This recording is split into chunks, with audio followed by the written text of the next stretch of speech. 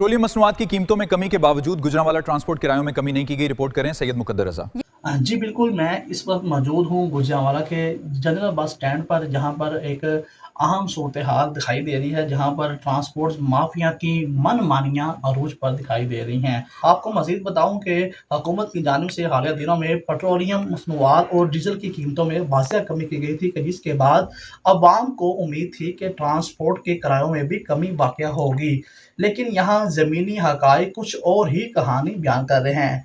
Transport mafia ने सरकारी अहकामात को नज़रअंदाज करते हुए अपनी मनमानियाँ जारी रखी हुई हैं और किरायों में भी कमी करने की बजाय उल्टा इजाफा कर दिया है।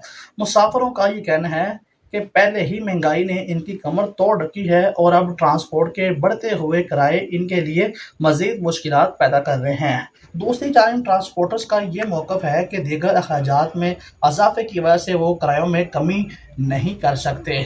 और मैं इस हवाले से आपको मज़ीद ये बताऊँ कि शहरियों ने हुकूमत वक़्त से मुतालबा किया है कि ट्रांसपोर्टर्स के किराए जो हैं वो कम किए जाए और आवाम को रिलीफ फराहम किया जाए। कैमरामैन के साथ मुकद्दर रज़ा, SM न्यूज़, गुजरांवाला।